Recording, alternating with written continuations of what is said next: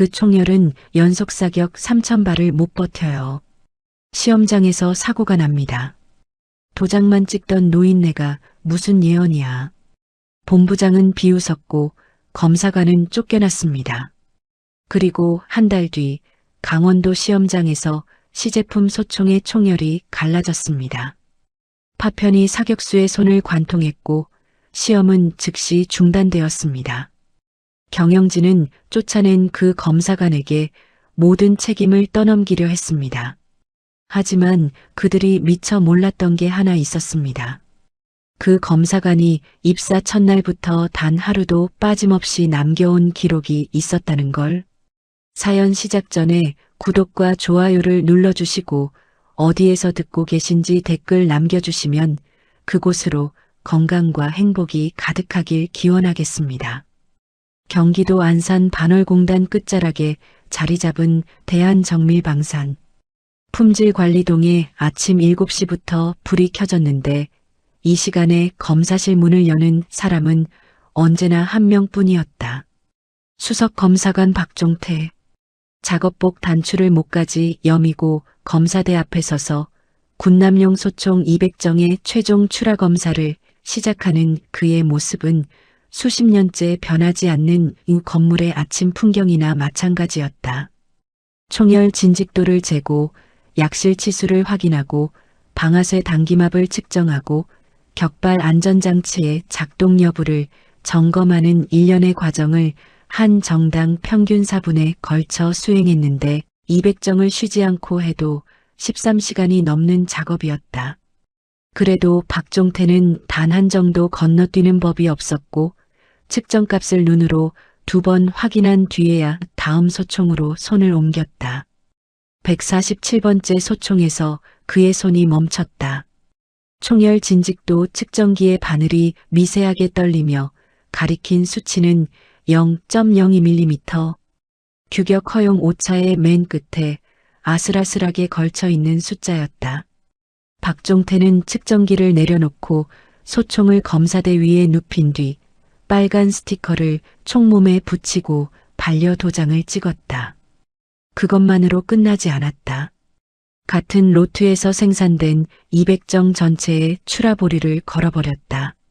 생산팀장 구본일이 검사동 문을 벌컥 열고 뛰어들어온 건 그로부터 채 10분도 지나지 않아서였다.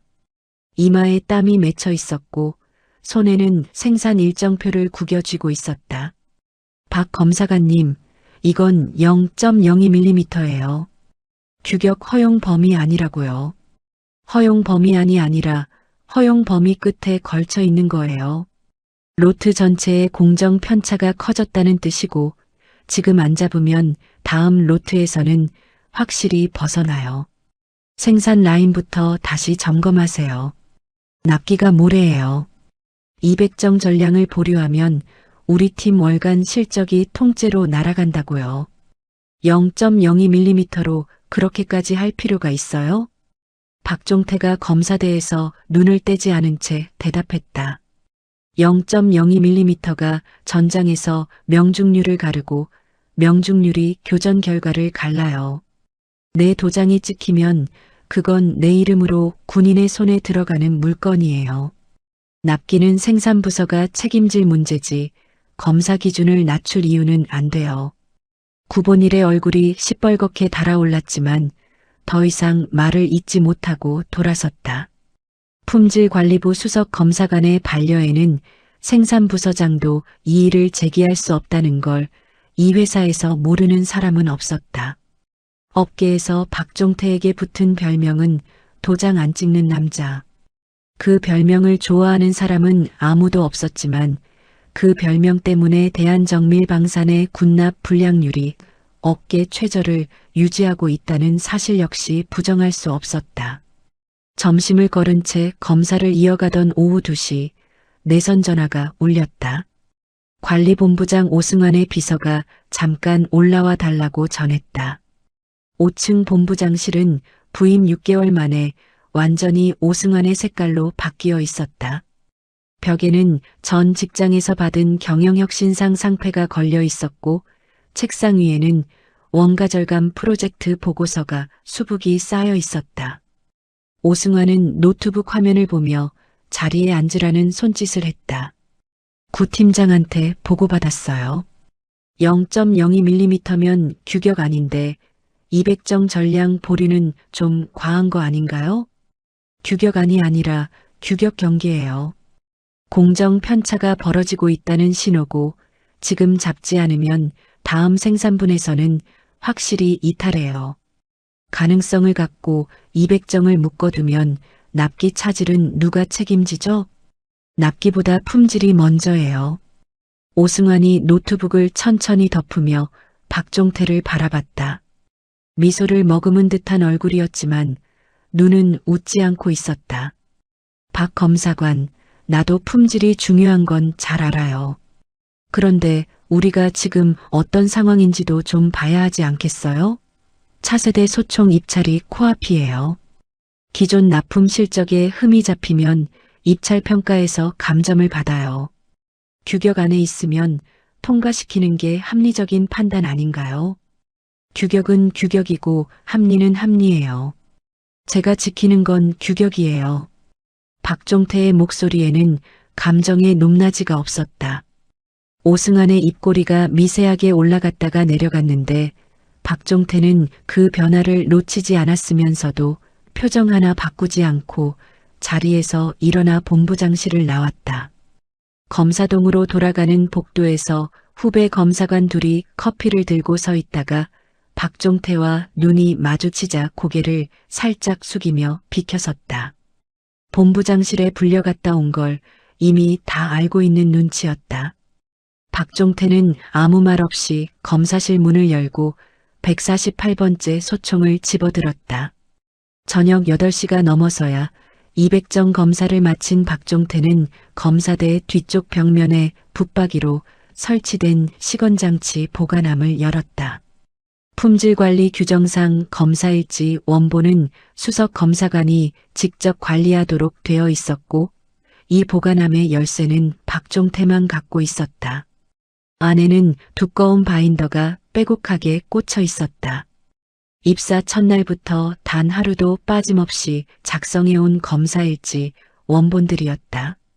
회사 서버에 저장된 전자 파일과 별도로 수기 원본을 반드시 남기는 건 그가 스스로에게 정한 규칙이었는데 그 이유는 단순했다.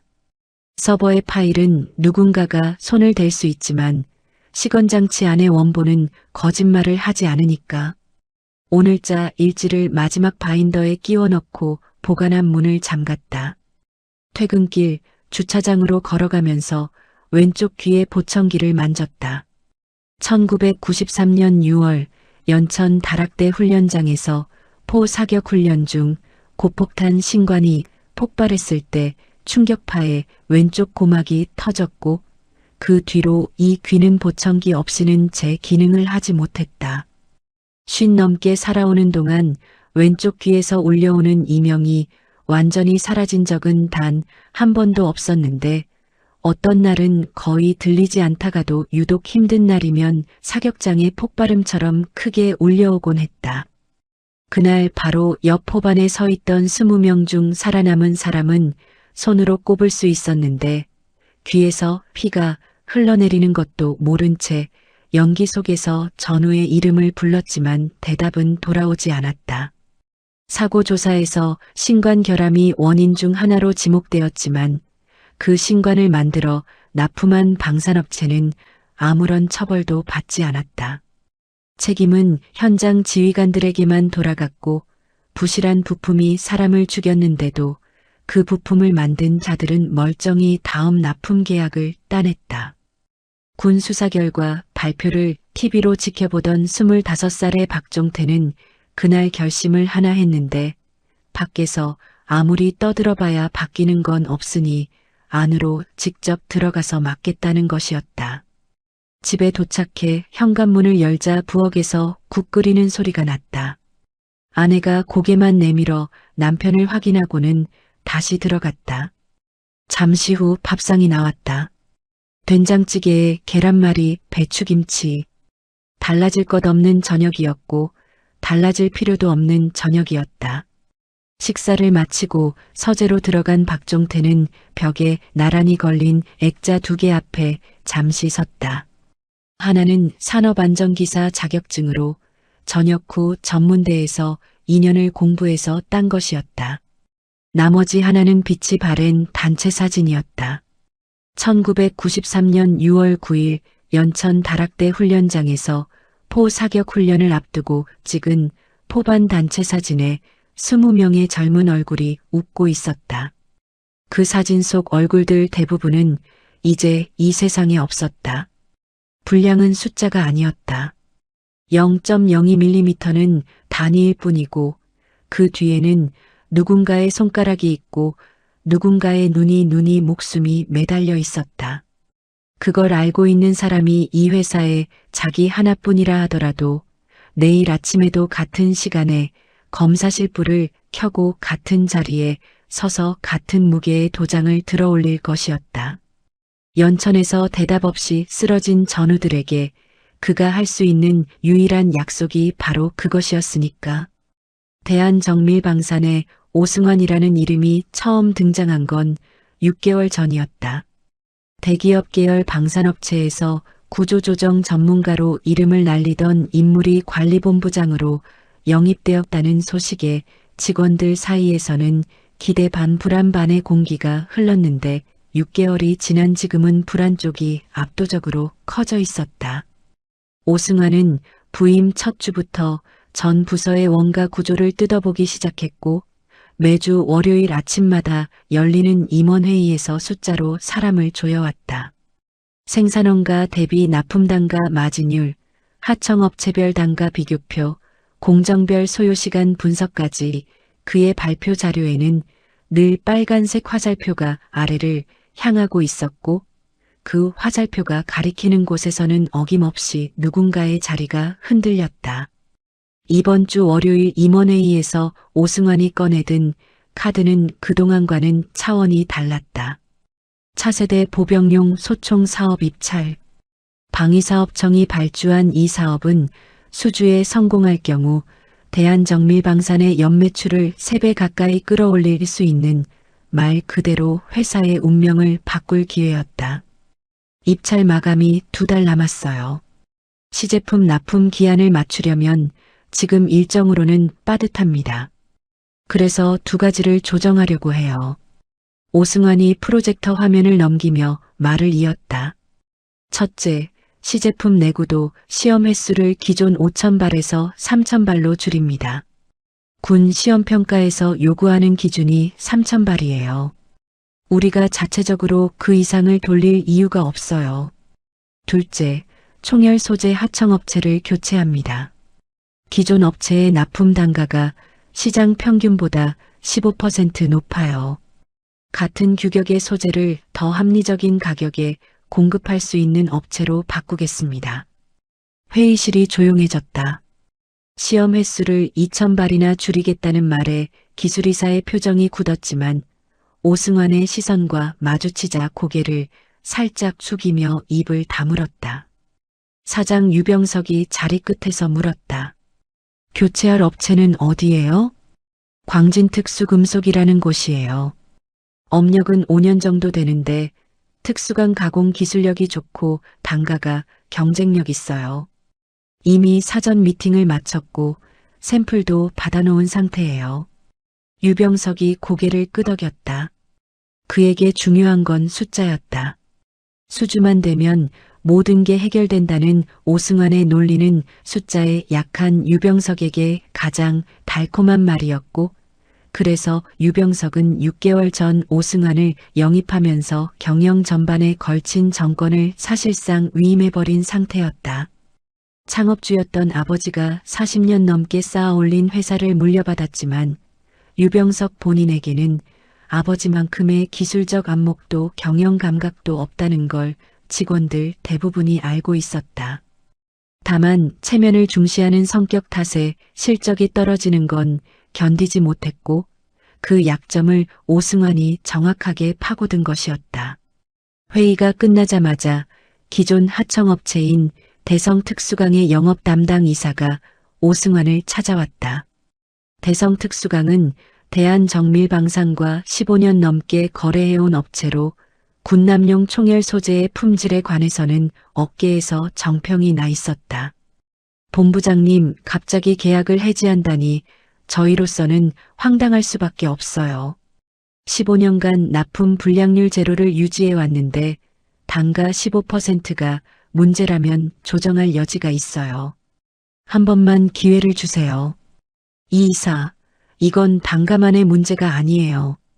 회사 전체의 원가 구조를 재편하는 과정이고 하청업체 다변화는 경영 리스크 관리 차원에서 불가피한 거예요.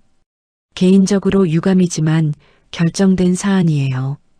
대성특수강 이사의 얼굴이 하얗게 질렸지만 오승환은 이미 다음 서류를 펼치며 면담을 끊어버렸다. 15년 거래의 마지막이 채 5분도 걸리지 않았다. 오승환이 광진특수금속을 지목한 데에는 원가 절감이라는 겉포장 뒤에 전혀 다른 이유가 숨어 있었다. 광진특수금속 대표 최병길은 오승환이 전 직장에서 구조조정 프로젝트를 진행할 때 알게 된 인물이었는데 둘 사이에는 단순한 비즈니스 인맥 이상의 거래가 존재했다. 오승환의 처남 오정식이 운영하는 SG 컨설팅이라는 1인 법인이 있었고 이 법인은 설립 이후 단 한 건의 실제 컨설팅 업무도 수행한 적이 없는 페이퍼 컴퍼니에 가까웠다. 오승환이 광진특수금속을 하청업체로 지정하면서 최병길에게 요구한 조건은 하나였다. SG 컨설팅과 기술자문 및 품질관리 컨설팅 명목의 별도 계약을 체결하라는 것이었고 광진특수금속이 매달 SG 컨설팅에 지급하는 자문료가 실질적으로 오승환의 주머니로 흘러들어가는 구조였다. 광진특수금속은 업력 5년, 방산 분야 납품 실적은 전무한 업체였다. 일반 산업용 특수강을 주로 다루어 왔고 군납 규격의 크롬 몰리브덴강을 생산해 본 경험이 없었다. 최병길은 오승환이 제시한 납품 단가에 맞추기 위해 소재 원가를 최대한 낮춰야 했는데 그 방법이 어떤 것이 될지는 아직 품질관리부의 눈에 들어오지 않은 상태였다. 품질관리동 2층 검사실. 박종태는 오후 늦게 하청업체 교체 소식을 전해 들었다. 후배 검사관이 회의록 사본을 가져다 준 것이었는데 박종태의 눈이 광진특수금속이라는 이름에서 멈췄다. 처음 듣는 업체명이었다. 방산 납품 업체 중에 그 이름은 본 적이 없었고 박종태가 알고 있는 군남용 특수강 인증 업체 목록에도 올라와 있지 않았다. 박종태는 곧바로 광진특수금속의 소재 시험 성적서를 요청하는 공문을 품질관리부 명의로 발송했다. 새 하청업체의 첫 납품이 이루어지기 전에 성적서를 검토하는 건 수석 검사관으로서 당연한 절차였다. 하지만 이틀이 지나도 사흘이 지나도 성적서는 도착하지 않았다.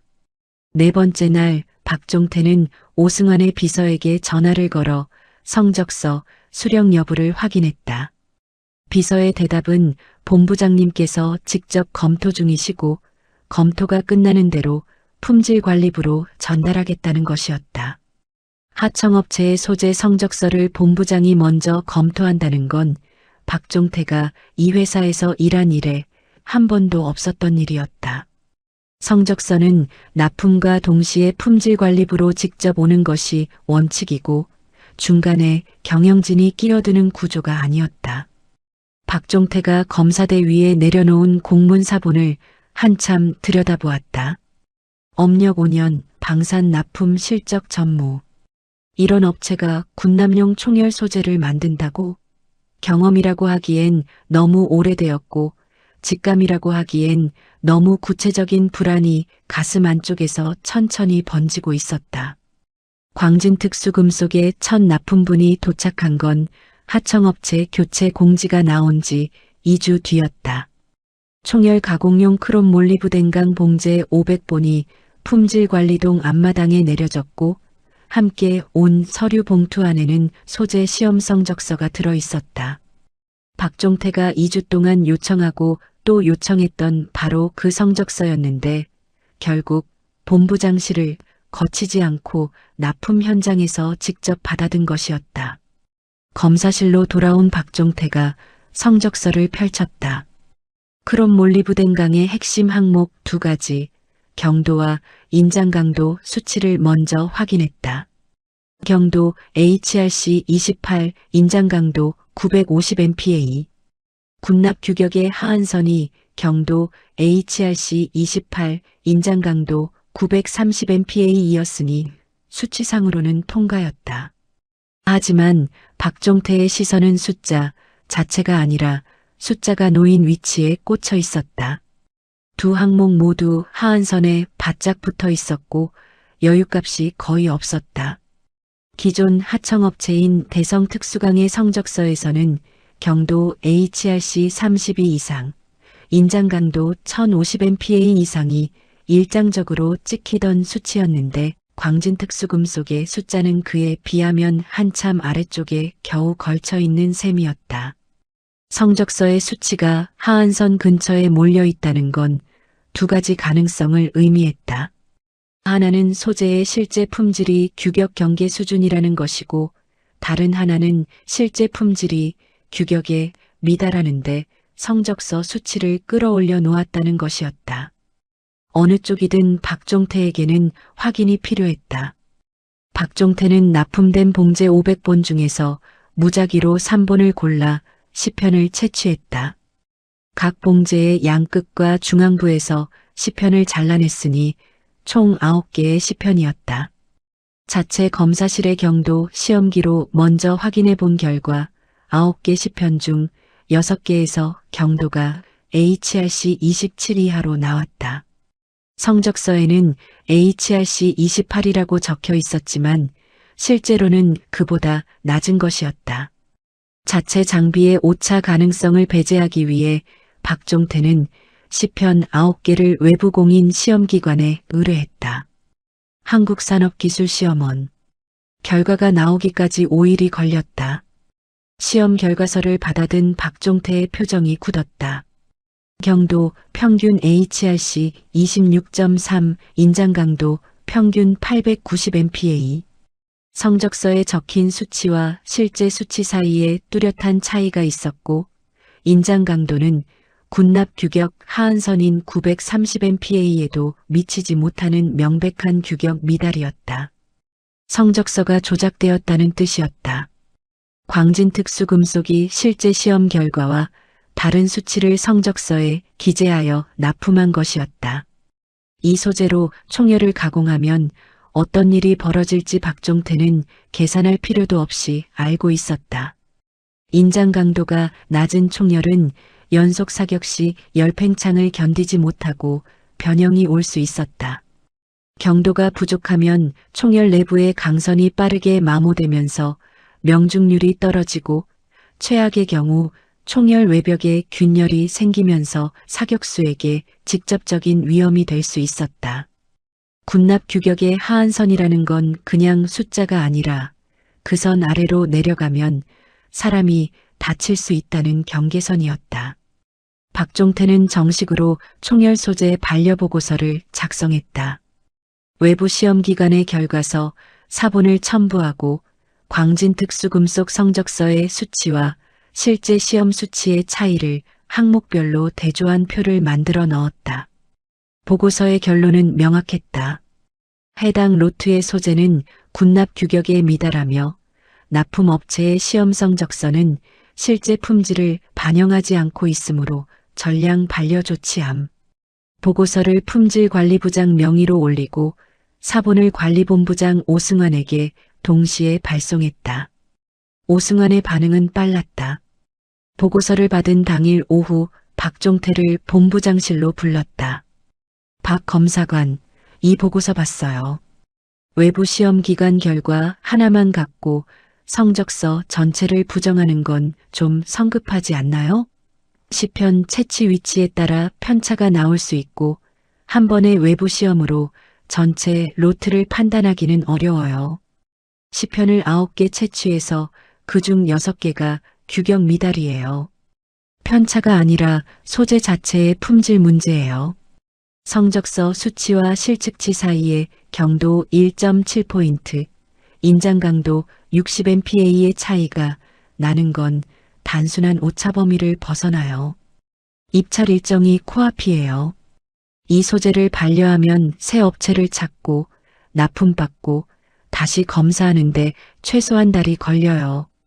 그 한 달이면 입찰 자체를 포기해야 하는 상황이 돼요. 회사 전체가 걸린 문제인데 좀 더 넓은 시각으로 봐주면 안 되겠어요? 본부장님, 이 소재로 만든 총열이 군 시험평가에 올라가면 연속 사격에서 버티지 못해요. 시험장에서 문제가 터지면 입찰 포기가 아니라 회사 자체가 끝나요. 오승환의 눈빛이 차갑게 가라앉았지만 목소리는 여전히 부드러운 톤을 유지하고 있었다. 박 검사관의 우려는 충분히 이해해요. 그런데 최종 판단은 경영진이 하는 거예요. 이 보고서는 내가 검토한 뒤에 조치를 결정할게요. 박종태는 그 말의 의미를 정확히 알아들었다. 보고서가 묻힐 거라는 뜻이었다. 본부장실을 나온 박종태는 곧장 사장실로 향했다. 비서가 사장님은 지금 미팅 중이시라며 막았지만 박종태가 5분이면 된다고 버티자 유병석이 문을 열어주었다. 사장님, 새 하청업체의 총열 소재가 규격 미달이에요. 외부 공인 시험 기관 결과가 여기 있어요. 유병석이 보고서를 대충 훑어보더니 고개를 저었다. 오 본부장이 검토 중이라면서요? 본부장 판단을 기다려보는 게 맞지 않겠어요? 본부장님이 이 보고서를 묻으려 하고 있어요. 이 소재가 시제품에 들어가면 군 시험평가에서 사고가 날 수 있어요. 박 검사관, 나도 품질이 중요한 건 알아요. 하지만 입찰이 코앞이고 오 본부장이 전체를 보면서 판단하고 있는 거잖아요. 나는 본부장의 판단을 존중할게요. 유병석이 보고서를 책상 한쪽으로 밀어놓으며 면담의 끝을 알렸다. 박종태는 더 이상 말을 이을 수가 없었다. 사장이 눈을 감겠다는데 수석 검사관이 할 수 있는 일에는 한계가 있었다. 검사실로 돌아온 박종태는 반려보고서, 원본, 외부 시험 결과서, 원본, 광진특수금속 성적서 사본을 서류 봉투에 담아 검사대 뒤쪽 시건장치 보관함에 넣었다. 검사일지 바인더들 옆에 오늘 날짜를 적은 봉투가 하나 더 꽂히게 되었다. 보관함 문을 잠그고 의자에 앉아 창밖을 바라보았다. 공단 너머로 해가 지고 있었는데 하늘이 붉은 것이 유독 무겁게 느껴졌다. 규격 미달 소재가 시제품에 들어가는 걸 막지 못할 수도 있다는 생각이 처음으로 머리를 스쳤고 그 생각이 가슴 안쪽을 짓누르는 무게는 0.02mm를 반려할 때와는 비교가 되지 않았다. 0.02mm는 규격 안에서의 싸움이었지만 이건 규격 바깥의 소재를 규격 아니라고 속이는 거짓말이었고 거짓말 위에 만들어진 총열은 누군가의 손 안에서 갈라질 수 있었다.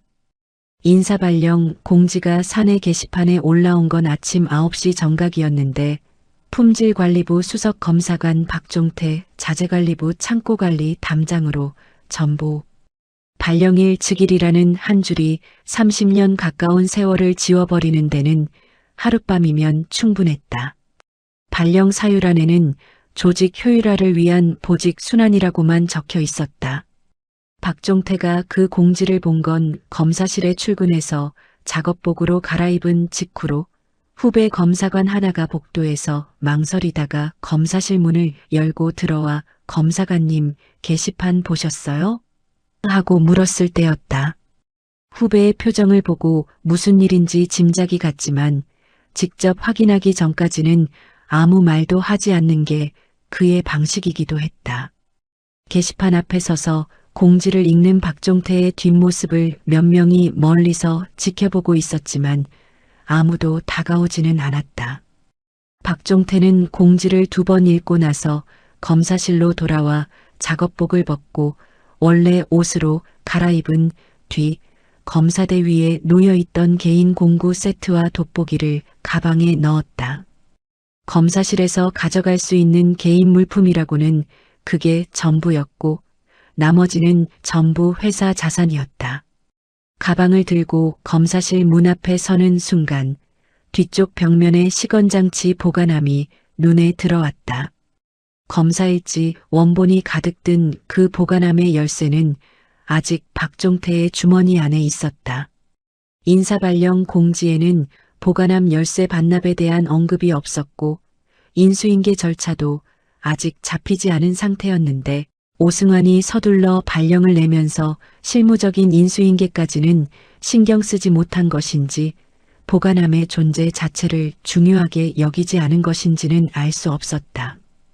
어느 쪽이든 박종태는 열쇠를 주머니에서 꺼내지 않았다. 아무도 달라고 하지 않았으니까. 같은 날 오후에 오승환이 후임 수석 검사관 인사를 발표했는데 지목된 사람은 입사 3년차 최윤호였다. 기계공학 전공의 품질검사 실무 능력은 갖추고 있었지만 방산 분야 경력이 3년밖에 되지 않는 사람에게 수석 검사관 자리를 맡기는 건 전례가 없는 일이라 품질관리부 안에서 술렁임이 있었다. 그렇다고 공개적으로 이의를 제기하는 사람은 없었는데 오승환에게 찍히면 다음은 자기 차례라는 걸 박종태의 사례가 너무도 생생하게 증명해버린 직후였으니까. 최윤호 본인도 당혹스러운 건 마찬가지여서 발령 소식을 듣고 오승환을 찾아갔을 때 오승환은 최윤호의 어깨를 가볍게 두드리며 이렇게 말했다. 윤호 씨, 너무 부담 갖지 말아요. 검사 기준이라는 게 상황에 따라 유연하게 운영할 수 있는 거예요. 전임자처럼 경직되게 갈 필요 없어요. 사소한 건 좀 넘어가도 돼요. 큰 그림을 봐야지. 사소한 게 구체적으로 어느 수준을 말씀하시는 건가요? 규격 경계에 걸린 것들을 일일이 반려하지 말라는 거예요. 규격 안에 있으면 통과시켜요. 우리가 입찰에 집중해야 할 시기에 품질관리부가 발목을 잡으면 안 되잖아요.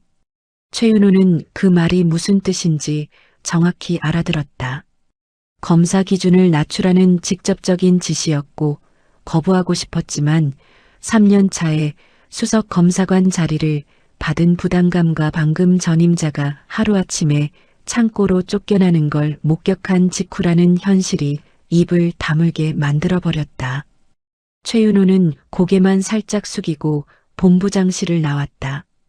박종태의 새 근무지는 본관 건물 뒤편에 있는 자재창고동으로 군납 부품과 소재가 입고 출고되는 물류 공간이었다. 지게차 소리와 포장재 냄새가 가득한 그곳에서 박종태가 맡게 된 일은 선반 위 부품 상자의 수량을 세고 출고 전표의 도장을 찍는 것이었는데 검사실의 정밀 측정기와 형광등 아래서 소총을 한 정씩 들여다보던 사람에게 주어진 새 업무치고는 참혹할 만큼 단순했다. 창고동 구석에 마련된 작은 사무실에 앉은 박종태에게 첫날 인사를 온 사람은 창고 관리 직원 한 명뿐이었고 나머지 동료들은 눈을 마주치지 않으려는 듯 바쁜 척 지나쳤다. 30년 가까이 같은 건물에서 얼굴을 마주치던 사람들이 하루 만에 남이 된 것은 아니었지만 오승환에게 찍힌 사람 옆에 서면 같이 엮인다는 공기가 회사 전체에 이미 퍼져 있었다. 저녁이 되어 퇴근하는 박종태의 뒷모습을 아무도 배웅하지 않았고 현관문을 열고 들어선 남편의 얼굴을 본 아내가 한순간 표정이 굳었다가 아무 말 없이 부엌으로 들어갔다. 잠시 후 밥상이 나왔다. 된장찌개에 계란말이, 배추김치. 늘 같은 저녁이었지만 오늘은 달랐다. 박종태가 숟가락을 들었다가 내려놓았고 아내가 그 모습을 보고도 묻지 않고 그냥 밥 식는다고만 했다.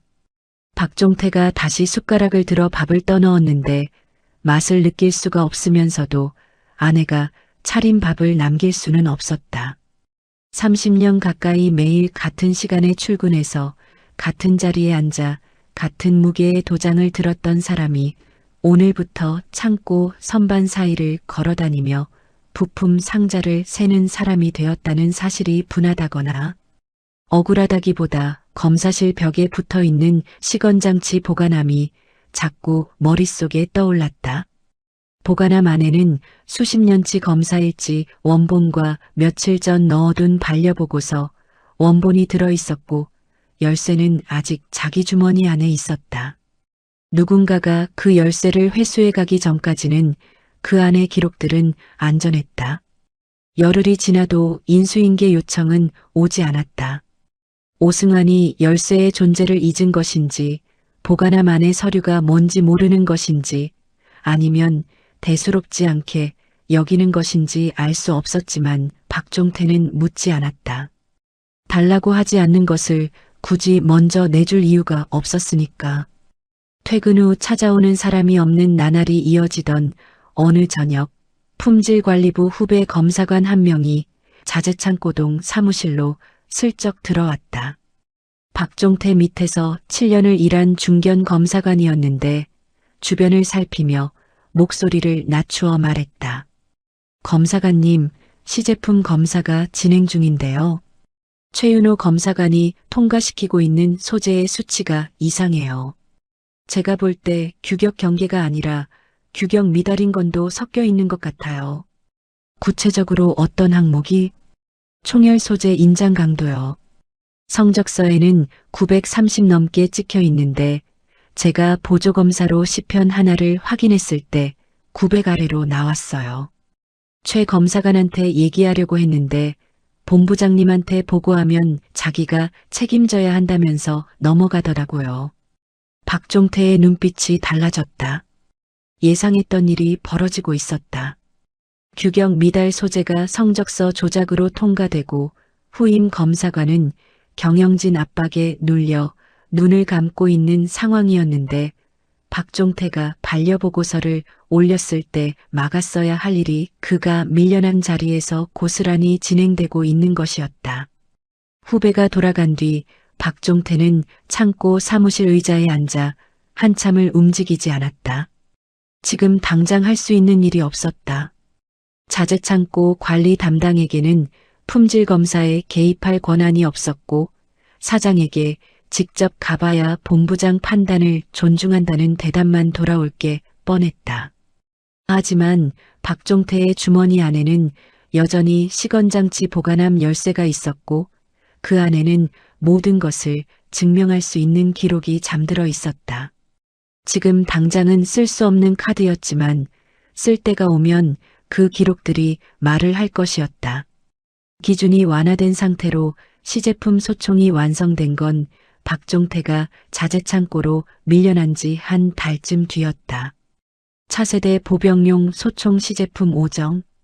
대한정밀방산이 회사에 사활을 걸고 방위사업청 입찰에 제출할 물건이었고 그 5정의 총열에는 광진특수금속이 납품한 크롬 몰리브덴강이 들어가 있었다. 시제품 완성 소식은 사내 메신저를 통해 전 부서에 공지되었는데 자재창고동에 앉아있는 박종태의 화면에도 똑같이 떴다. 박종태는 공지를 읽고 나서 곧바로 자재관리 시스템에 접속했다. 자재창고 관리 담당에게는 품질검사 권한은 없었지만 소재 입출고 기록을 조회할 수 있는 권한은 남아 있었는데 오승환이 이 권한까지 회수하지 않은 것은 아마도 창고 업무에 필요한 기본 접근이라 건드리지 않은 것으로 보였다. 박종태가 확인하려는 건 하나였다. 시제품에 장착된 총열의 로트 번호가 자신이 반려보고서를 올렸던 그 로트와 일치하는지 여부. 출고 기록을 하나하나 추적해 올라가자 답이 나왔다. 광진특수금속 납품분 중 로트 번호 GJ 2024-0317. 박종태가 외부 시험 기관에 의뢰해서 경도 HRC 26.3 인장 강도 890MPa이라는 규격 미달 결과를 받아냈던 바로 그 로트의 소재가 시제품 5정의 총열에 전부 들어가 있었다. 성적서에는 규격을 충족하는 수치가 적혀 있었고 후임 검사관 최윤호의 통과 도장이 찍혀 있었지만 실제 소재의 품질은 군납 규격에 미달하는 상태 그대로였다. 성적서가 바뀐 게 아니라 도장이 바뀐 것이었고 도장이 바뀐 이유는 도장을 찍는 사람이 바뀌었기 때문이었다. 박종태는 출고 기록 화면을 캡처하지 않았다. 방산업체의 사내 시스템에서 화면을 캡처하거나 자료를 외부로 전송하면 보안 로그에 즉시 기록이 남았고 그 기록이 오승환의 눈에 들어가면 남아있는 시스템 접근 권한마저 차단당할 수 있었다. 대신 로트 번호와 출고, 일자, 수량, 시제품 일련 번호를 종이에 수기로 옮겨 적어 주머니에 넣었다. 디지털은 통제할 수 있지만 사람의 기억과 손으로 쓴 메모까지 통제하기는 어려운 법이었다. 다음 날 오전 박종태는 점심시간을 이용해 본관 5층으로 올라갔다. 오승환의 본부장실이 아니라 그 옆에 있는 기술이사실이었다. 기술이사 정혜진은 박종태와 입사 동기로 회사에서 유일하게 박종태의 좌천에 대해 그건 아니지 않냐고 임원회의에서 한마디 했던 사람이었다. 물론 그 한마디는 오승환에 의해 즉시 묵살되었고 정혜진도 그 뒤로는 더 이상 나서지 못하고 있었다. 혜진아, 시제품이 군 시험평가에 올라간다는 거 알고 있지? 알고 있어. 다음 달 초에 강원도 시험장에서 혹한기 연속 사격 시험이 잡혔어. 그 시제품 총열에 들어간 소재가 내가 반려보고서 올렸던 그 노트야. 규격 미달인 소재가 그대로 들어갔어. 정혜진의 얼굴이 굳었다. 그걸 어떻게 확인한 거야? 자재 출고 기록에 로트 번호가 다 나와. 내가 외부 시험 기관에서 받은 결과랑 대조하면 일치해. 인장 강도 890, 군납 규격 하한선 930에 한참 못 미쳐. 종태야, 내 말이 맞다면 이건 심각한 문제인데. 지금 내 위치에서 이걸 공식적으로 제기하면 오 본부장이 가만 안 둬. 네가 더 불리해질 수 있어. 나한테 불리해지는 건 상관없어. 그 총열이 연속 사격 3,000발을 버틸 수가 없어. 시험장에서 사고가 나면 사격수가 다쳐. 그때 가서 알고 있었는데 말 안 했다는 소리를 듣고 싶지 않아. 정혜진이 한참 동안 말이 없다가 고개를 저었다. 나도 오 본부장한테 직접 가서 말할 처지가 안 돼. 임원회의에서 한번 찍힌 뒤로 내 권한이 많이 줄었어. 미안하지만 나까지 같이 쓰러지면 회사 안에서 너 편 들어줄 사람이 아무도 안 남아. 그건 네가 판단할 문제야. 나는 내가 할 수 있는 걸 하려는 것뿐이니까. 기술이사실을 나온 박종태는 곧장 오승환의 본부장실로 향했다. 비서가 지금 미팅 중이시라고 막았지만 박종태가 5분이면 되오라고 버티자 오승환이 직접 문을 열어주었다. 박 검사관, 아니 박 담당, 무슨 일이에요? 자재 창고 쪽 문제가 있어요? 시제품 총열에 들어간 소재건으로 왔어요. 로트 번호 GJ2024-0317. 제가 반려보고서 올렸던 그 소재가 그대로 시제품에 들어갔어요. 이 총열은 연속 사격 3,000발 이전에 과열 변형이 올 거예요. 군 시험평가에서 사고가 나요. 오승환이 의자 등받이에 기대며 팔짱을 꼈다.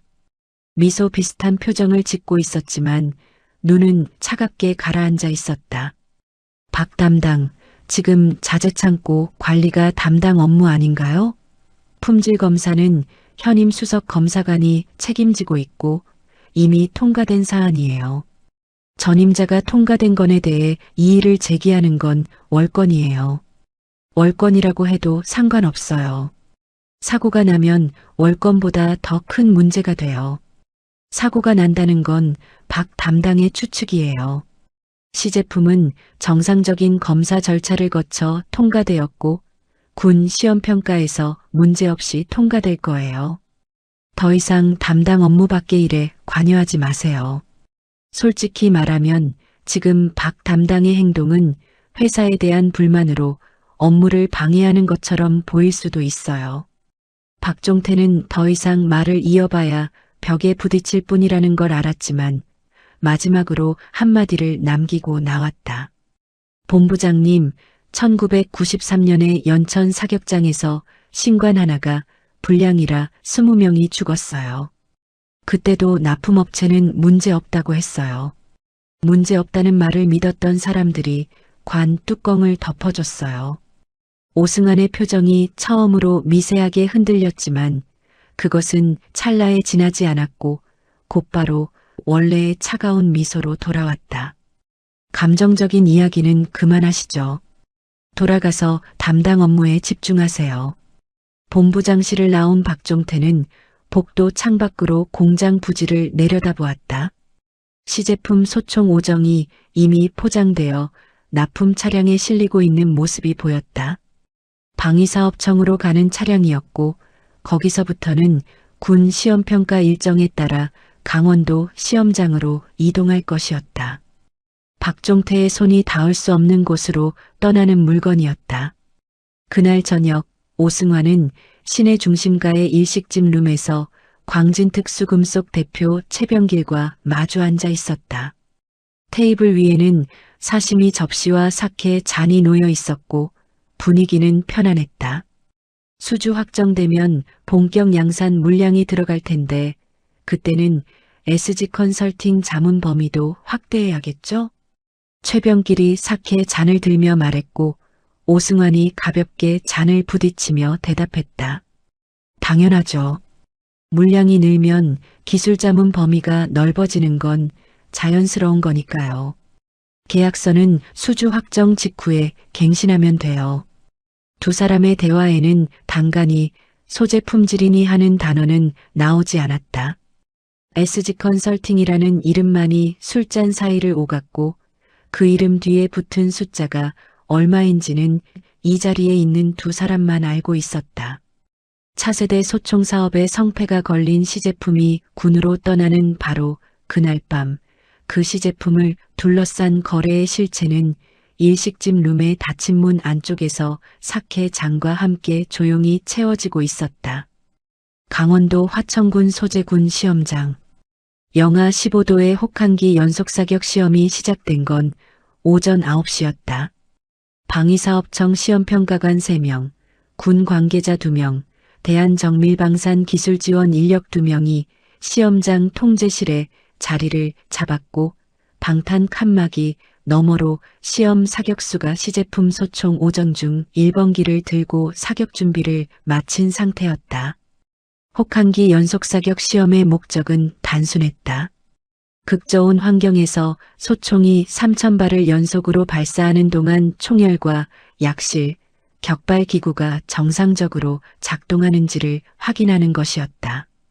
총열은 연속 사격 시 내부 온도가 수백 도까지 치솟는데 이 열팽창을 소재가 견디지 못하면 변형이 오고 최악의 경우 균열이 생길 수 있었다.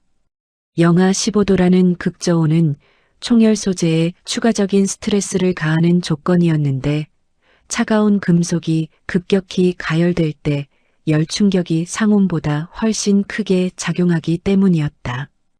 1번기의 사격이 시작되었다.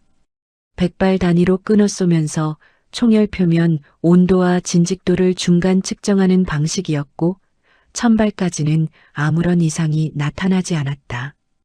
2000발을 넘기면서 총열 표면 온도가 예상 범위의 상한선에 근접하기 시작했는데 시험평가관은 이를 기록하면서도 시험 중단 사유에는 해당하지 않는다고 판단하여 계속 진행을 지시했다. 2500발. 총열 표면 온도가 예상 범위를 살짝 벗어나기 시작했다. 대한정밀방산 기술지원 담당이 통제실 모니터를 보며 표정이 굳었지만 시험평가관에게 먼저 중단을 요청하지는 못했다. 자기네 회사 시제품이 시험 도중에 문제를 보이면 입찰에 치명적인 감점이 되기 때문이었고 아직 규정상 중단 기준에는 도달하지 않은 상태이기도 했다. 2808. 총열 표면 온도 센서의 수치가 급격히 올라가면서 모니터에 노란색 경고 표시가 떴다. 시험평가관이 기록을 확인하며 좀 더 지켜보겠다고 말했는데 군 관계자 한 명이 고개를 갸우뚱하면서도 특별히 이의를 제기하지는 않았다. 2900발째를 발사하는 순간 소리가 달라졌다. 그 전까지 일정한 리듬으로 이어지던 발사음 사이에 금속이 찢어지는 듯한 날카로운 마찰음이 끼어들었고 거의 동시에 총열 외벽에서 가느다란 선이 하나 그어지듯 균열이 발생하면서 미세한 파편이 튀었다. 파편 하나가 시험 사격수의 오른손 장갑을 뚫고 들어갔다. 사격수가 소총을 놓으며 오른손을 움켜쥐었고 통제실에서 즉시 시험 중단 명령이 내려졌다. 의무지원팀이 달려들어 사격수의 손을 확인했는데 장갑을 벗기자 오른손 검지와 중지 사이에 금속 파편이 박혀 있었고 피가 흘러내리고 있었다. 골절은 아니었지만 파편이 깊이 들어간 상태라 현장 처치만으로는 부족했고 사격수는 즉시 후방군 병원으로 후송되었다. 시험장이 술렁이는 가운데 시험평가관이 사고 소총을 수거하여 균열 부위를 육안으로 확인했다. 총열 외벽의 중간 지점에서 길이 약 3cm의 종방향 균열이 선명하게 나 있었고 균열 주변의 금속 표면이 열변색으로 검푸르게 변해 있었다. 연속 사격에 의한 과열이 원인이라는 건 현장에서 봐도 명확한 상황이었다. 방위사업청은 즉시 대한정밀방산에 긴급 품질조사 통보를 발송했고 나머지 시제품 사정에 대한 시험도 전면 중단되었다. 그날 오후 사고 소식은 방산 전문 매체를 시작으로 일반 언론에까지 퍼지기 시작했다. 차세대 소총 시제품 군 시험평가 중 총열 균열 사격수 부상이라는 헤드라인이 포털 뉴스에 올라왔고 대한정밀 방산의 주가는 그날 하루에 8% 넘게 떨어졌다. 소식이 사내에 전해진 건 오후 3시쯤이었다. 자재창고동 사무실에 앉아 출고, 전표를 정리하던 박종태의 귀에 창고 직원들의 수군거림이 들려왔다. 시제품이 시험장에서 터졌대 총열에 금이 갔다는데 사격수가 병원에 실려갔다더라. 박종태는 수군거림을 듣고도 자리에서 바로 일어나지 않았다. 전표를 덮고 눈을 감았다. 예상했던 일이었고 경고했던 일이었고 막지 못한 일이었다. 눈을 감은 순간 떠오른 건 시험장의 사격수가 아니라 1993년 연천 사격장이었다.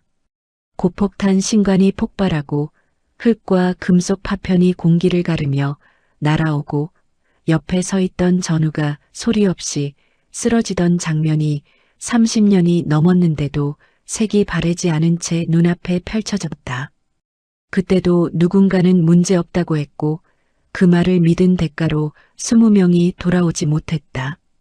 오늘 시험장에서 다친 사격수는 살아있지만 만약 그 총열이 조금 더 크게 갈라졌더라면, 만약 파편이 손이 아니라 얼굴로 날아갔더라면 연천의 기억은 기억이 아니라 현실이 되어 반복되는 것이었다.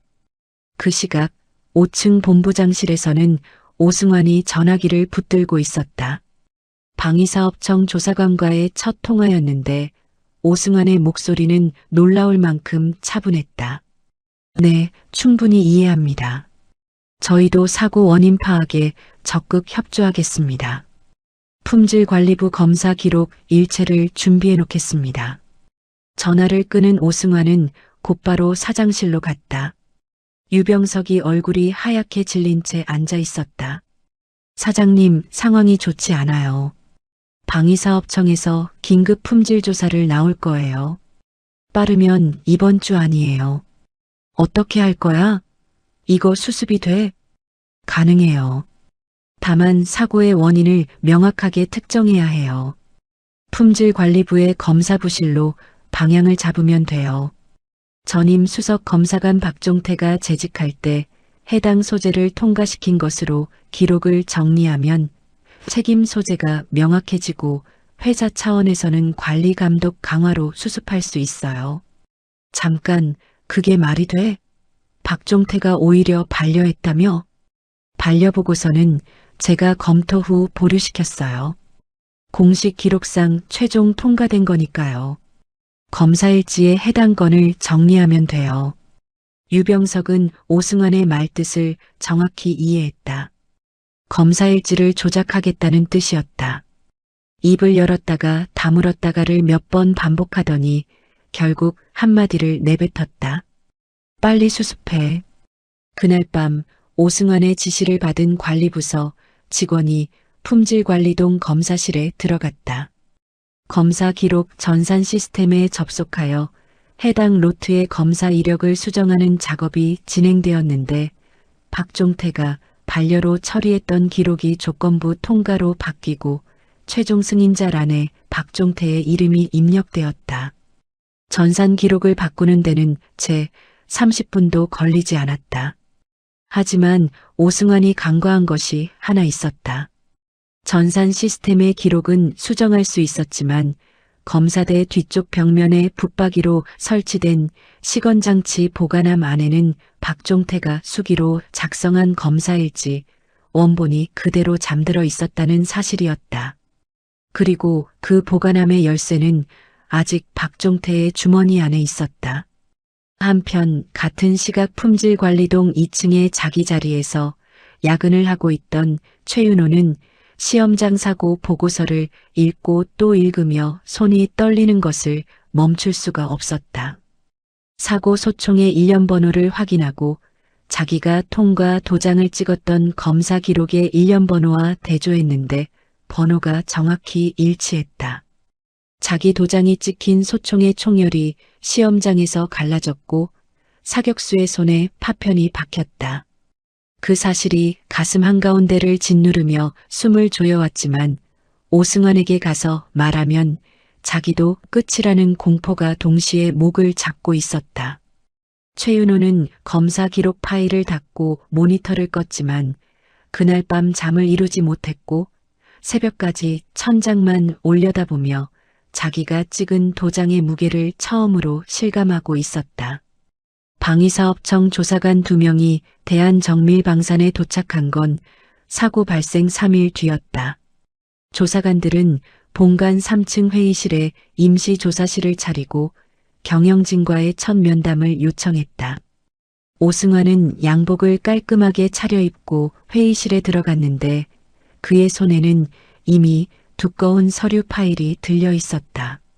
전날 밤 조작을 마친 검사 기록과 품질관리부의 검사일지, 출력본, 시제품 출하 보고서가 일목요연하게 정리되어 있었다.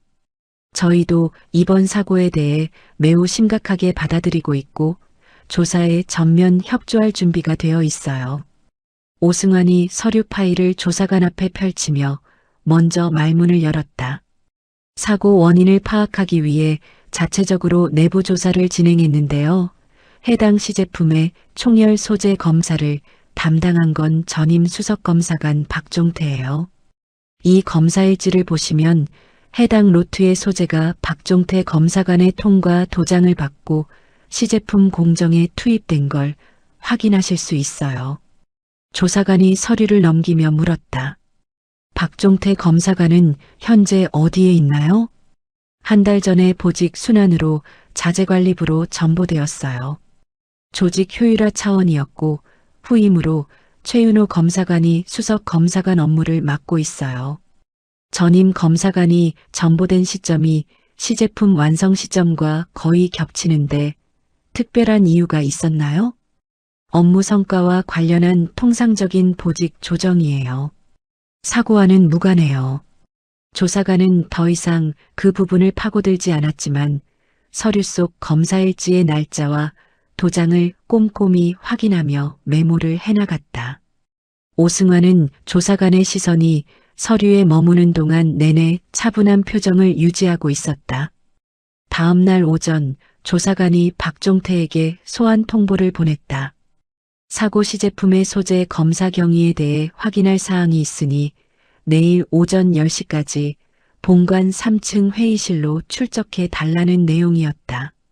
자재창고동 사무실에서 그 통보를 받은 박종태는 종이를 2번 읽고 나서 접어서 주머니에 넣었다. 그날 저녁 집에 돌아온 박종태에게 아내가 물었다. 좌천 이후 한 번도 남편의 회사 일에 대해 묻지 않았던 아내가 처음으로 입을 연 것이었다. 무슨 일 있어요? 일이 좀 생겼어. 큰일이에요? 아직은 모르겠어. 그런데 내일 내가 할 말은 정해져 있어. 아내는 더 묻지 않았고 박종태도 더 말하지 않았다. 서재에 걸린 연천 단체 사진 앞을 지나면서 잠깐 발이 멈췄지만 오래 서 있지는 않았다. 내일 할 일이 머릿속에서 이미 정리되어 있었으니까. 다음 날 오전 10시 본관 3층 회의실. 박종태가 문을 열고 들어갔을 때 조사관 2명이 테이블 한쪽에 앉아 있었고 맞은편에는 빈 의자가 하나 놓여 있었다. 박종태가 그 의자에 앉자 조사관이 서류를 펼치며 바로 본론으로 들어갔다. 박종태 전 수석 검사관님, 시제품 총열 소재 로트 번호 GJ-2024-317의 최종 검사를 담당하신 게 맞나요? 아니에요. 조사관의 눈이 살짝 올라갔다. 아니라뇨? 여기 검사일지에 박 검사관님의 통과 도장이 찍혀 있는데요. 그 도장은 제가 찍은 게 아니에요. 조사관 2명이 시선을 교환했다. 오승환이 제출한 서류와 정면으로 엇갈리는 진술이었다. 조사관이 서류를 다시 한번 확인하며 물었다. 검사일지에 분명히 박종태라는 이름과 도장이 찍혀 있어요. 이게 본인 도장이 아니라는 건 어떻게 증명할 수 있나요? 증명할 수 있어요. 제가 가져온 게 있는데 확인해 주시겠어요? 박종태가 자리에서 일어나며 말했다. 품질관리동 검사실에 제가 관리하던 시건장치 보관함이 있어요. 거기 안에 원본이 들어있어요. 직접 가서 확인하시겠어요? 조사관들이 잠시 의논한 뒤 동행을 결정했고 세 사람은 본관을 나와 품질관리동으로 향했다. 검사실 안에 들어선 조사관들 앞에서 박종태가 주머니에서 열쇠를 꺼내 검사대 뒤쪽 벽면의 시건장치 보관함을 열었다. 안에는 두꺼운 바인더가 빼곡하게 꽂혀 있었고 바인더들 사이에 날짜가 적힌 서류 봉투가 끼워져 있었다. 박종태가 바인더 하나를 꺼내 테이블 위에 올려놓았다. 해당 시기의 검사일지 원본이었다. 로트 번호 GJ-2024-317이 기재된 페이지를 펼치자 거기에 찍혀있는 도장은 통과가 아니라 반려였다. 날짜도 오승환이 제출한 검사일지의 날짜와 동일했지만 도장의 내용이 정반대였다. 조사관이 오승환 측이 제출한 검사일지 출력본과 박종태의 원본을 나란히 놓고 비교하기 시작했다. 같은 날짜, 같은 로트 번호, 같은 검사 항목인데 한쪽에는 조건부 통과라는 도장이 찍혀 있었고 다른 쪽에는 반려라는 도장이 찍혀 있었다. 그것만으로도 둘 중 하나가 조작이라는 건 명확했지만 박종태는 거기서 멈추지 않았다. 이 두 서류를 나란히 놓고 도장을 비교해 보세요. 조사관이 두 서류의 도장 부분을 나란히 놓았다. 차이는 한눈에 보였다. 박종태의 원본에 찍힌 반려 도장은 빨간색 잉크였고 오승환 측이 제출한 서류의 통과 도장은 검은색 잉크였다. 도장 아래 날짜를 기입한 글씨체도 완전히 달랐다. 전문가가 아니어도 같은 사람이 찍은 도장이 아니라는 건 눈에 보이는 수준이었다. 박종태가 서류 봉투를 하나 더 꺼냈다. 안에는 반려보고서, 원본, 한국산업기술시험원의 외부 시험 결과서, 원본, 광진특수금속의 시험 성적서 4본이 들어있었다. 이건 제가 해당 로트의 소재를 반려 처리하면서 작성한 보고서 원본이에요. 외부 공인 시험기관인 한국산업기술시험원에 시편 9개를 의뢰한 결과서도 같이 들어있어요. 실측 경도 HRC 26.3, 인장 강도 890MPa. 광진 특수금속의 성적서에는 경도 28, 인장 강도 950이라고 적혀 있었지만 실제 수치와 크게 차이가 나요. 이 보고서를 관리본부장 오승환에게 올렸지만 묵살되었고 보고서를 올린 직후에 제가 자재창고로 전보되었어요. 조사관이 외부 시험 결과서의 시험기관 직인과 날짜를 확인한 뒤 박종태를 바라보며 물었다. 이 서류들을 여기에 보관하고 있었다는 건 이런 상황이 올 거라고 예상하고 있었다는 뜻인가요? 박종태가 잠시 조사관의 눈을 마주 보았다. 예상이 아니라 습관이에요. 저는 입사 첫날부터 검사일지 원본을 이 보관함에 보관해 왔어요. 전산 기록은 누군가가 수정할 수 있지만 시건장치 안의 수기 원본은 열쇠를 가진 사람만 열 수 있으니까요. 조사관이 고개를 끄덕이며 메모를 하다가 한 가지를 더 물었다. 혹시 오승환 본부장이 시험 횟수 축소를 지시한 문서도 있나요? 네. 오승환 본부장이 임원회의에서 내구도 시험 횟수를 5,000발에서 3,000발로 줄이겠다고 발표한 회의록 사본이 있어요.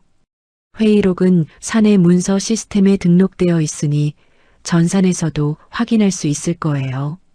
다만 전산 기록이 수정되었을 가능성이 있으니 원본 회의록과 대조하시는 게 좋을 것 같아요.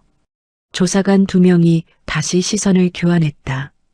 경영진이 제출한 서류와 전임 수석 검사관이 보관하고 있던 원본 사이에 명확한 불일치가 존재한다는 건 이 사건의 성격이 단순한 품질 사고가 아닐 수 있다는 뜻이었고 조사의 방향이 바뀌어야 한다는 신호이기도 했다. 조사관이 보관함 안의 서류 전체를 증거로 확보하겠다고 요청했고 박종태가 동의하여 바인더와 봉투 일체가 조사관에게 인계되었다.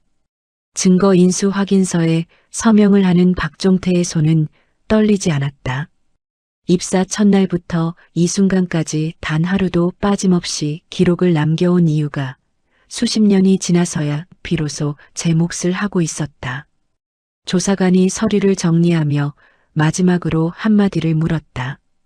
박 검사관님, 반려보고서가 묵살되고 전보까지 당하셨는데 왜 외부에 신고하지 않으셨어요? 방위사업청이나 감사원에 직접 제보할 수도 있었을 텐데요. 박종태가 잠시 생각하더니 대답했다. 제가 밖으로 나가서 떠드는 건 쉬워요. 그런데 그러면 회사가 입찰에서 떨어지는 정도가 아니라 방산업체 지정 자체가 흔들릴 수 있어요. 이 회사에서 일하는 사람이 수백 명이에요.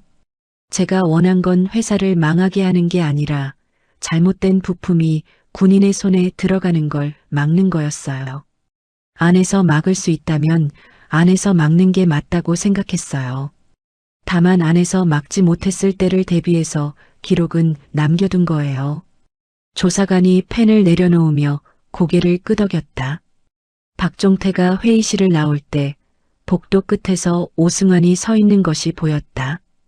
오승환의 얼굴에는 여전히 미소 비슷한 것이 걸려 있었지만 눈동자가 미세하게 흔들리고 있었다. 박종태는 그 앞을 지나치며 한마디도 하지 않았다. 할 말은 이미 조사관에게 다 했으니까. 방위사업청의 조사 결과가 공식 발표된 건 사고 발생 2주 뒤였다. 방산 분야의 군 시험평가 중 사고는 긴급 사안으로 분류되어 조사가 빠르게 진행되었는데 조사관들은 대한정밀방산의 품질관리 전산 시스템 접속 로그를 확보하여 사고 이틀 뒤 밤에 누군가가 검사 기록을 수정한 흔적을 복원해냈다. 수정 작업에 사용된 계정은 관리부서 소속 직원의 것이었지만 해당 직원이 조사 과정에서 오승환 본부장의 직접 지시를 받고 수행했다고 진술하면서 책임의 화살이 정확하게 오승환을 향하기 시작했다. 광진 특수금속에 대한 조사도 동시에 진행되었는데 결과는 박종태가 외부 시험기관을 통해 확인했던 것과 정확히 일치했다.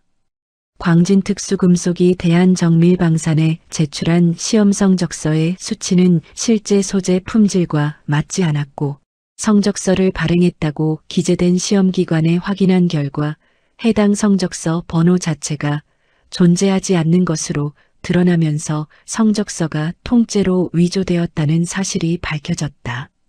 리베이트 구조가 드러난 건 조사의 마지막 단계에서였다. 조사관들이 광진특수금속의 거래 내역을 추적하는 과정에서 SG컨설팅이라는 1인 법인으로 매달 일정 금액이 빠져나가고 있는 것을 발견했고 SG컨설팅의 대표가 오승환의 처남 오정식이라는 사실을 확인하는 데는 하루도 걸리지 않았다. SG컨설팅은 설립 이후 단 한 건의 실제 컨설팅 업무도 수행한 적이 없었고 사업자 등록상의 주소지에는 원룸 하나만 달랑 있었다. 기술자문 및 품질관리 컨설팅이라는 계약서의 문구는 실체 없는 명목이었으며 그 명목을 통해 흘러간 돈은 고스란히 오승환의 주머니로 들어가고 있었다. 조사 결과 발표일 대한정밀방산 본관대회의실에 전 임직원이 소집되었고 방위사업청 조사관이 단상에 서서 결과를 읽어내려갔다. 관리본부장 오승환은 하청업체 선정 과정에서 개인적 이해관계에 기반한 부정거래를 주도했으며 품질검사 기준 완화를 지시하고 사고 발생 후 검사 기록을 조작하여 책임을 전가하려 한 혐의가 확인되었다는 내용이었고 방위사업법 위반과 사문서 위조, 업무상 배임 혐의로 검찰에 고발 조치한다는 결론이었다. 광진특수금속 대표 최병길은 시험 성적서를 위조하여 규격 미달 소재를 군납 규격 충족 제품으로 속여 납품한 혐의로 사기 납품 및 방위사업법 위반으로 기소되었고 SG컨설팅 대표 오정식도 리베이트 수수의 우회 통로 역할을 한 혐의로 함께 수사 대상에 올랐다. 대회의실에 앉아 그 발표를 듣고 있던 오승환의 얼굴에서 6개월간 유지해왔던 여유로운 미소가 완전히 사라져 있었고 발표가 끝나자마자 조사관의 안내를 받아 대회의실을 나서는 그의 뒷모습을 수백 명의 직원이 지켜보았는데 그중 누구도 눈을 돌리지 않았다. 사장 유병석은 조사 과정에서 직접적인 비리 가담은 확인되지 않았지만 경영감독 책임을 피할 수는 없었다. 하청업체 교체와 품질검사 기준 완화에 대해 본부장의 판단을 존중한다며 사실상 방치했다는 점이 지적되었고 사고 후 검사 기록 조작 역시 유병석의 빨리 수습해라는 한마디로부터 시작된 것이었다. 유병석은 발표당의 사임을 발표했는데 40년 넘게 아버지가 쌓아올린 회사의 간판 아래서 나가는 마지막 모습은 체면을 그토록 중시하던 사람답지 않게 초라했다.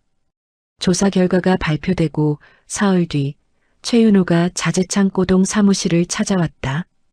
박종태가 출고 전표를 정리하고 있는 책상 앞에 서서 한참을 말없이 있다가 봉투 하나를 내밀었다. 사직서였다. 검사관님, 저는 알고 있었어요. 소재가 규격 미달인 거. 보조검사 수치가 성적서랑 안 맞는 걸 봤는데 눈을 감았어요. 본부장한테 찍힐까봐 무서웠어요.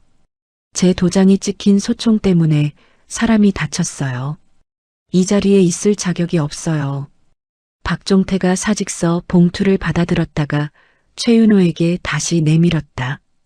이거 내가 안 받을게. 네. 네가 나가면 품질관리부에서 이 일을 제대로 아는 사람이 사라져. 네가 잘못한 건 맞아. 눈을 감은 건 내 책임이야. 그런데 그 책임을 지는 방법이 도망가는 거라고 생각해? 최윤호의 눈이 붉어졌다. 그러면 저한테 어떻게 하라는 거예요? 여기 남아서 제대로 해. 내가 했던 것처럼 해. 검사일지 원본을 하루도 빠짐없이 쓰고 규격 미달이면 반려하고 누가 뭐라고 해도 도장을 함부로 안 찍으면 돼. 네가 찍은 도장 때문에 사람이 다쳤다는 걸 평생 기억하고 있으면 다시는 그런 도장을 안 찍게 되거든. 최윤호가 사직서를 다시 받아들고 한참을 서 있다가 고개를 깊이 숙이고 나갔다. 사직서를 주머니에 넣었는지 찢었는지는 박종태가 확인하지 않았지만 그 뒷모습이 나가는 걸음이 아니라 돌아가는 걸음이라는 건 알 수 있었다. 일주일 뒤 박종태에게 품질관리부 복귀 발령이 내려왔다. 수석검사관 직위복원. 신임 경영진이 첫 번째로 내린 인사조치였다. 복귀 첫날 아침 박종태가 품질관리동 검사실 문을 열었을 때 검사대 위에는 이미 총열이 올라와 있었다. 차세대 소총사업의 입찰은 사고 여파로 6개월 유예되었고 대한정밀방사는 오승환이 잘라냈던 기존 하청업체 대성특수강에 다시 발주를 넣어 처음부터 시작하는 중이었다. 15년간 불량률 제로를 유지해온 업체였으니 소재 품질에 대한 우려는 없었지만 그렇다고 검사를 생략할 이유는 되지 않았다. 검사대 위의 총열은 대성특수강이 복귀 후 납품한 첫 물량이었다. 검사실 안에 후배 검사관 4명이 서 있었다. 아무도 말을 하지 않았지만 2달 전까지 등을 돌리던 때와는 다른 무엇이 그들의 눈빛에 담겨 있었다. 박종태도 특별한 인사를 하지 않았다. 작업복으로 갈아입고 검사대 앞에 서서 돋보기를 집어든 것이 그의 복귀 인사였다. 총열을 들어올려 표면을 살피고 시편을 채취하고 성적서와 수치를 대조하는 일련의 과정이 다시 시작되었다. 손에 익은 동작이었지만 손끝에 실리는 무게는 예전과 같지 않았다. 시험장에서 갈라진 총열의 균열 자국이 아직도 눈앞에 남아 있었고 사격수의 손에 박힌 파편의 크기가 조금만 더 컸더라면 어떻게 되었을지를 생각하면 도장을 드는 손이 전보다 더 무거워질 수밖에 없었다. 검사 결과를 확인한 박종태가 도장을 집어들고 잠시 멈추었다. 서재 벽에 걸린 1993년 단체 사진 속 20명의 얼굴이 스치고 시험장에서 손을 움켜쥐던 사격수의 모습이 스치고 어젯밤 사직서를 들고 고개를 숙이던 최윤호의 뒷모습이 스쳤다. 도장 하나의 무게는 그램으로 잴 수 있는 것이 아니었다. 0.02mm의 오차도 890MPa의 인장 강도도 20명의 목숨도 사격수의 손에 박힌 파편도 전부 위 도장 하나에 매달려 있었다. 박종태가 도장을 내려찍었다. 반려. 뒤에서 지켜보던 후배 검사관 하나가 조심스럽게 물었다. 검사관님, 이건 무슨 문제가 있는 건가요? 표면 크롬도금 두께가 규격 하한선에 걸쳐 있어. 이 상태로 나가면 총열 수명이 규격보다 짧아질 수 있어. 업체에 재가공 요청 넣어. 후배가 고개를 끄덕이며 기록을 적어 내려갔다. 박종태는 다음 총열을 집어들었다.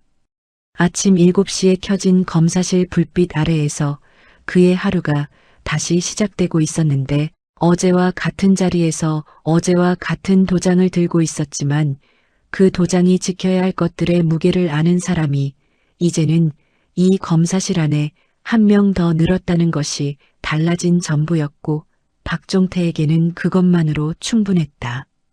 박종태라는 사람의 이야기는 여기서 끝이지만 우리 주변에는 아직도 수많은 박종태가 있을 거예요. 눈에 보이지 않는 곳에서 0.02mm를 붙잡고 성적서 한 장의 도장을 내려찍기 전에 한 번 더 멈추는 사람들.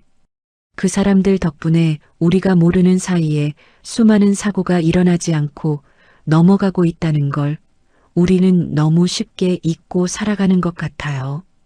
1993년 연천 사격장 폭발 사고는 실제로 있었던 일이에요. 20명이 목숨을 잃었고 사고 원인 중 하나로 신관결함이 지목되었지만 납품업체는 제대로 된 처벌을 받지 못했어요. 방산 비리는 단순한 돈 문제가 아니에요. 그 끝에는 언제나 누군가의 목숨이 매달려 있으니까요. 도장 하나의 무게가 얼마냐고 묻는다면 그건 그램으로 잴 수 있는 게 아니에요. 그 도장을 찍는 사람이 무엇을 지키려 하느냐에 따라 깃털보다 가벼울 수도 있고 사람의 목숨보다 무거울 수도 있는 거니까요. 이야기를 끝까지 들어주신 분이 계시다면 잘 들었다고 댓글 하나만 남겨주세요. 구독과 좋아요 부탁드립니다. 감사합니다.